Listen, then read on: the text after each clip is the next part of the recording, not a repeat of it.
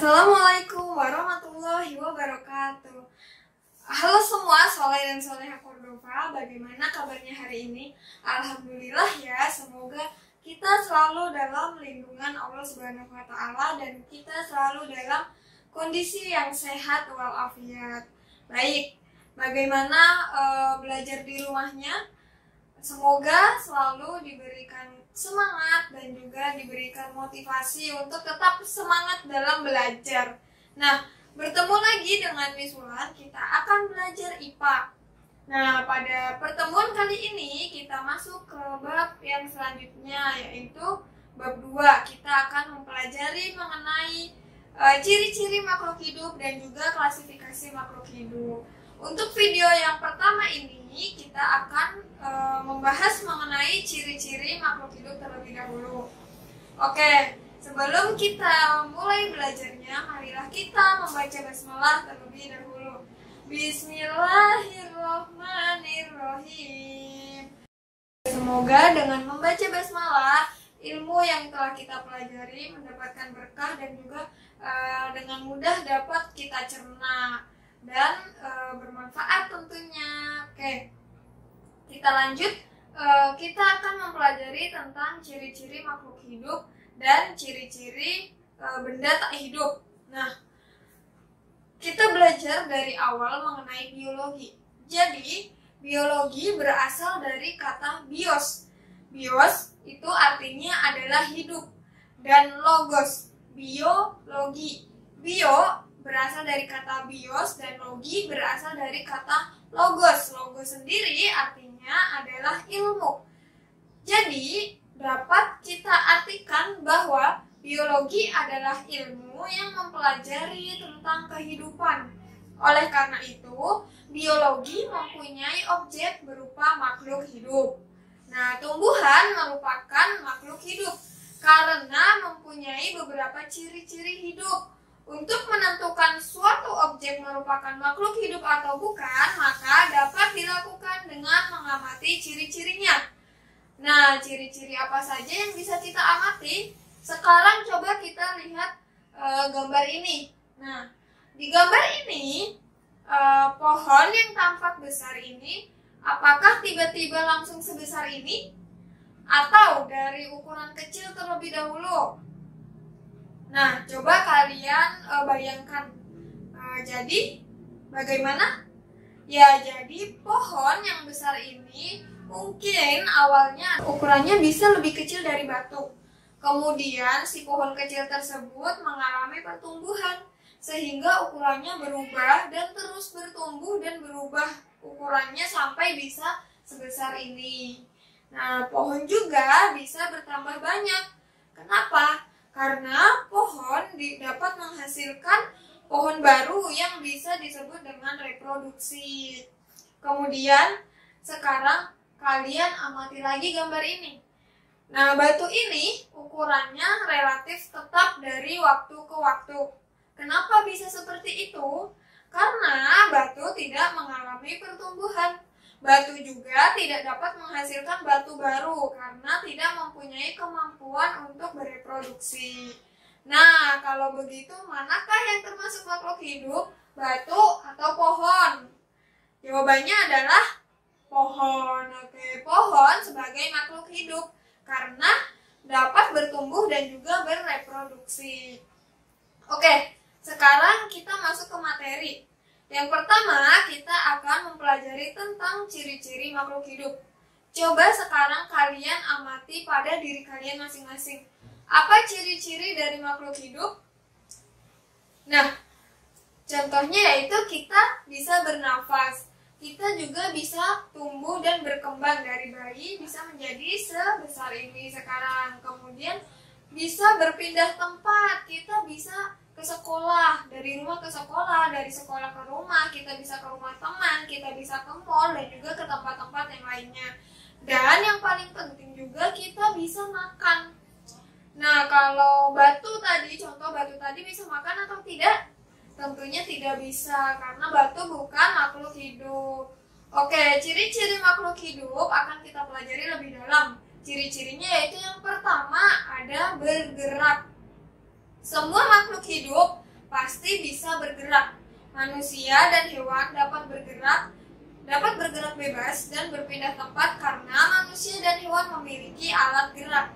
Nah, alat gerak pada manusia yaitu kita tahu, yaitu kaki. Sedangkan pada hewan itu alat geraknya bermacam-macam.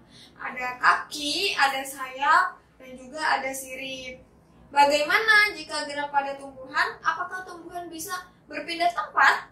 Tentu tidak bisa. Nah, tumbuhan gerakannya adalah gerak pasif, tidak dapat diamati. Nah, contoh dari gerakan tumbuhan yaitu terjadi pada ujung batang yang bergerak mengikuti arah matahari, dan juga contoh gerak tumbuhan yang lainnya yaitu pada akar yang menembus ke bawah mengikuti gravitasi. Kemudian yang kedua, ciri-ciri yang kedua adalah memerlukan makanan. Nah, makanan dan air merupakan kebutuhan yang sangat penting bagi semua makhluk hidup. Kenapa menjadi penting? Karena makanan dan air berfungsi untuk menghasilkan energi untuk pertumbuhan dan juga untuk mengganti sel-sel yang rusak pada makhluk hidup. Nah, bagaimana cara tumbuhan makan? Tumbuhan dapat membuat makanannya sendiri dari air atau H2O dan juga dari CO2 atau karbon dioksida dengan bantuan cahaya matahari melalui proses fotosintesis. Kemudian yang ketiga, ciri-cirinya yaitu peka terhadap rangsangan atau yang disebut juga dengan iritabilitas. Nah, iritabilitas adalah kemampuan makhluk hidup untuk menerima dan menanggapi suatu rangsangan dari lingkungannya.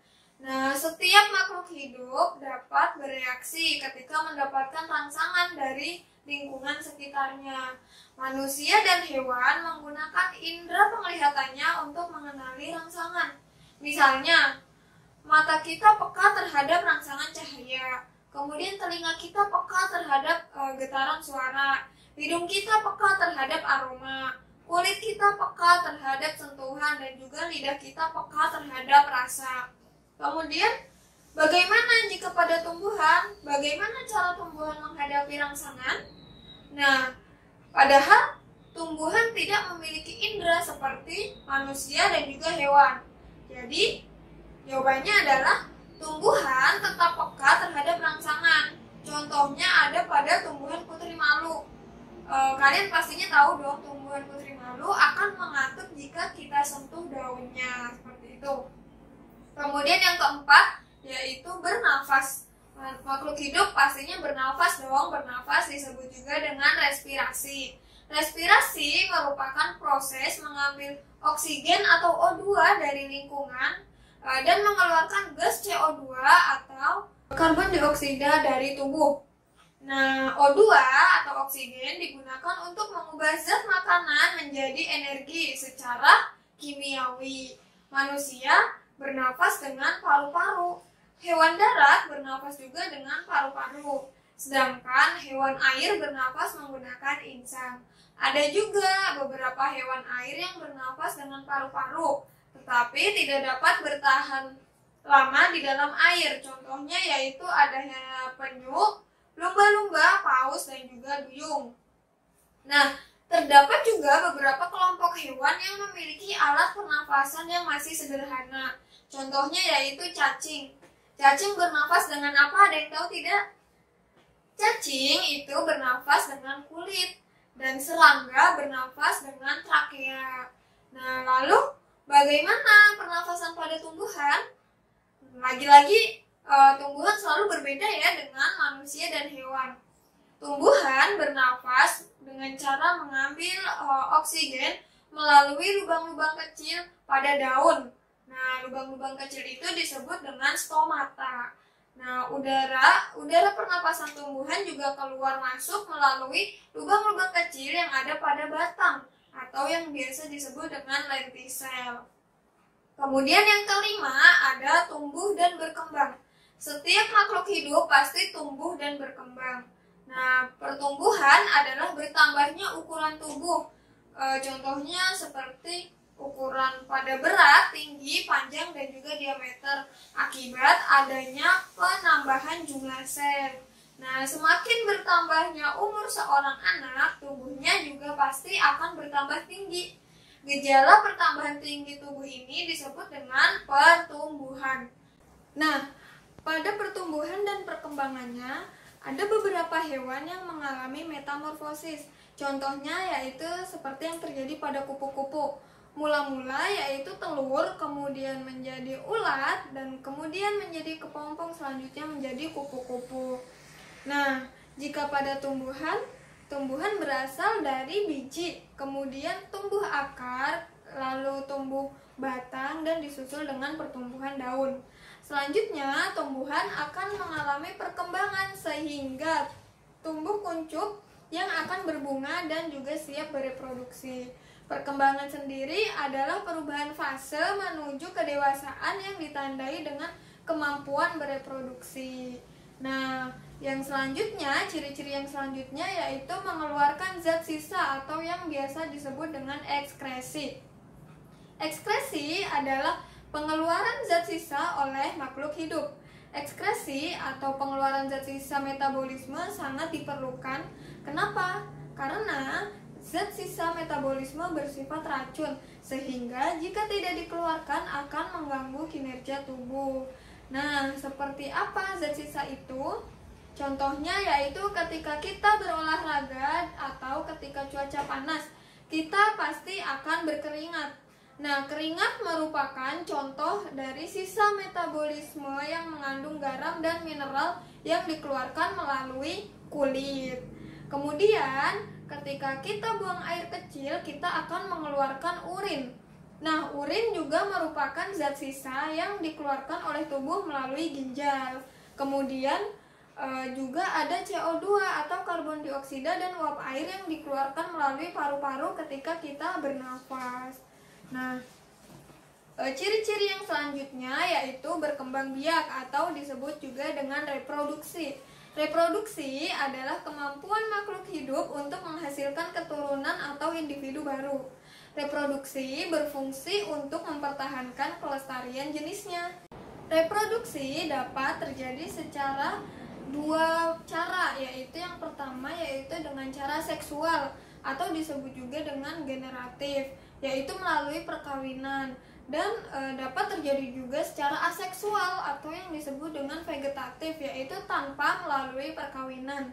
Nah, reproduksi seksual atau generatif yaitu reproduksi dengan cara meleburkan sel telur dengan sel sperma. Contohnya yaitu ada kucing melahirkan anak kucing, kemudian sapi melahirkan anak sapi, gajah melahirkan anak gajah, dan juga yang lainnya. Kemudian manusia juga berkembang biak secara seksual atau generatif dengan cara melahirkan seorang bayi.